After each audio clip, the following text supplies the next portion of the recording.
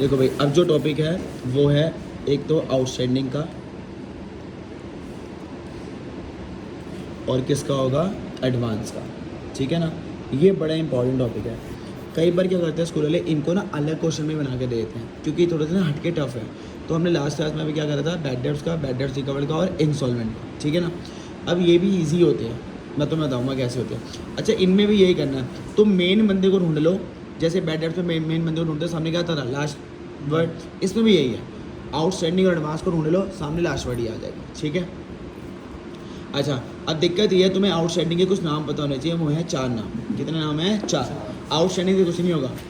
एक नाम है उसका ड्यू, क्या नाम है, ड्यू। एक उसका नाम है येट टू बी, क्या नाम है, येट टू बी। ये नाम पता होना चाहिए आखिरी चैप्टर तक। ठीक है। फिर उसके बाद तीसरा है अनपेड या फिर नॉट पेड। उसके बाद लास्ट है एक्रूड।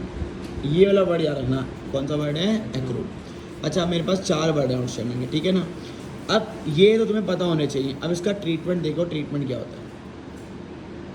ये ट्रीटमेंट भी सिंपल सा है। देखो इधर, तुम्हारा काम बस ये है, ये पता लगाना कि आउटस्टैंडिंग के साथ क्या लिखा हुआ है।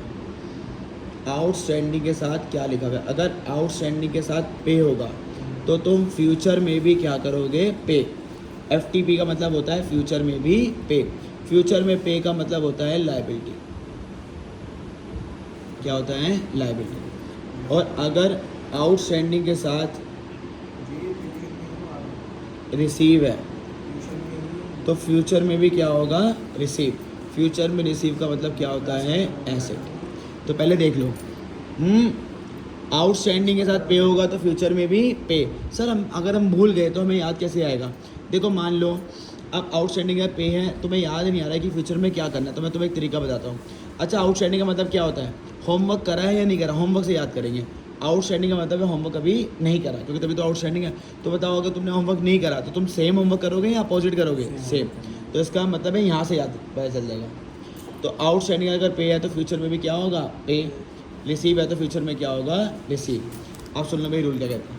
अगर तुमने बचाना ये वाला केस, ठीक है, तो बताओ लाइबिलिटी जो है वो LIC में आती है, आती है। तो जो बंदा LIC में आता है उसे हम क्या करते हैं, क्रेडिट। क्या करते हैं, क्रेडिट। अभी मैं क्वेश्चन करवाऊंगा। अच्छा, अगर तुमने रिकॉग्नाइज करा कि वो एसेट है, तो एसेट तो LIC में नहीं आती। तो जो बंदा LIC में नहीं आता उसे हम क्या करते हैं, LIC होती है लाइबिलिटीज, लाइबिलिटी, इनकम, कैपिटल। तो एसेट जो होती है वो इनमें नहीं है, ए वर्ड है ही नहीं। तो जो ए वर्ड जो LIC में नहीं आता उसे क्या करते हैं, डेबिट। अब मैं एक डेमो दिखाता हूँ तुम्हें, एग्जांपल के। अच्छा सर, हमें कैसे पता चलेगा पे और रिसीव। अगर कुछ नहीं दिया हुआ, क्या नहीं दिया हुआ, कुछ नहीं दिया हुआ, तो इन 3 केस में एज्यूम करते हैं पे। क्या एज्यूम करोगे, बट अगर एक्रूड वर्ड लिखा हुआ है तो फिर क्या एज्यूम करोगे, रिसीव। अब मैं तुम्हें कुछ क्वेश्चन बताता हूँ, फिर तुम्हें समझ आ जाएगा। ठीक है, देखो इधर, इधर देख। सबसे पहले अगर सिंपल लिखा हुआ आ गया बस आउटस्टैंडिंग सैलरी, और क्वेश्चन कह रहा है इसकी एंट्री करो। Outstanding salary 1000। ठीक है। अब आउटस्टैंडिंग का पॉइंट है, पर क्वेश्चन ने मुझे नहीं बताया कि पे है या रिसीव, क्योंकि मुझे मेन तो यही पहचानना है, पे और रिसीव। तो मैंने तुम्हें क्या बताया था, क्या एज्यूम करना होता है, पे। बस एक केस में रिसीव होता है, वो कौन सा केस है, एक्रूड। क्वेश्चन में एक्रूड नहीं है तो क्या एज्यूम करोगे, पे। इधर देख ले, अगर आउटस्टैंडिंग के साथ पे है तो फ्यूचर में क्या होगा, पे। और फ्यूचर में पे का मतलब क्या होता है, लायबिलिटी। लायबिलिटी LIC में आती है तो क्या करेंगे, क्रेडिट। तो टॉपिक का नाम क्या है, देखो इधर, टू आउटस्टैंडिंग सैलरी। सर आपने ये क्रेडिट क्यों करना है, क्योंकि जो LIC में आएगा उसे क्या करना है, क्रेडिट।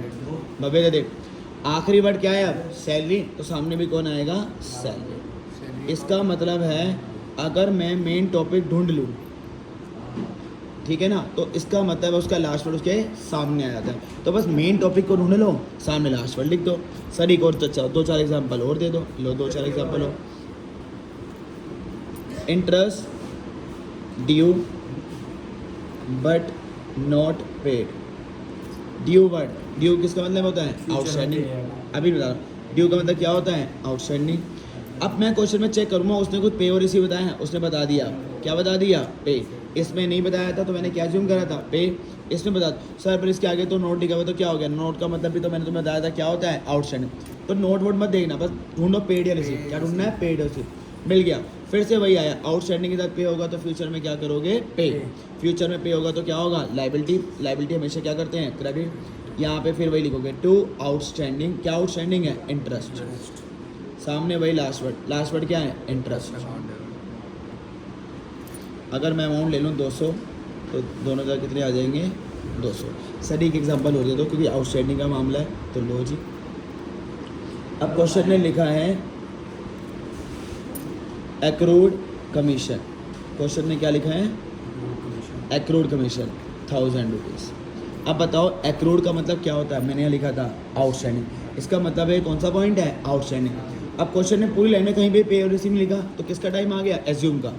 बताओ एक्रूड के केस में क्या एज्यूम करते थे, रिसीव।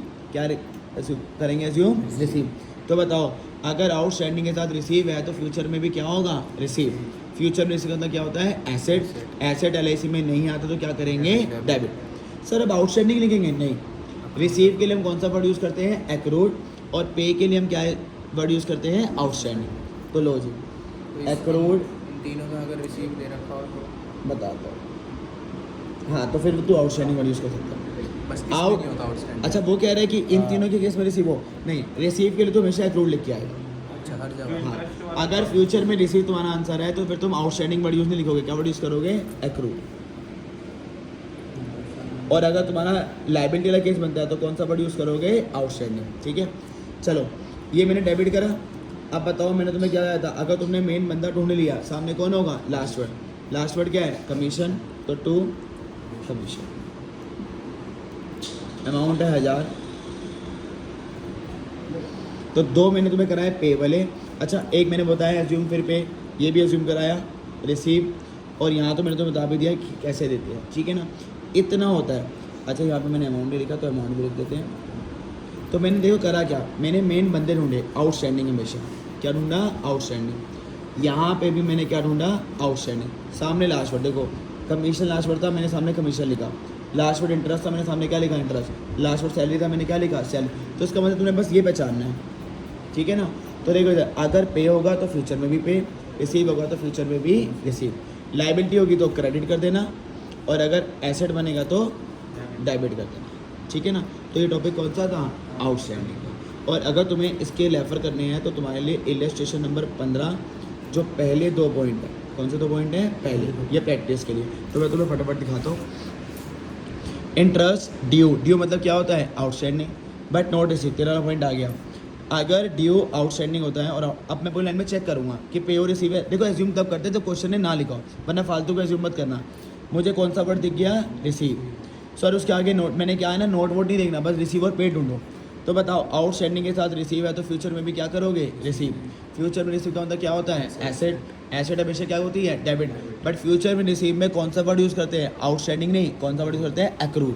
कौन सा वर्ड यूज़ करते हैं, तो देखो इधर एक्रूड। क्या आउटस्टैंडिंग है, interest. Accrued interest account debit, सामने लास्ट वर्ड क्या है, इंटरेस्ट, सामने भी क्या है, interest. Salary due to staff, due मतलब क्या होता है, आउटस्टैंडिंग।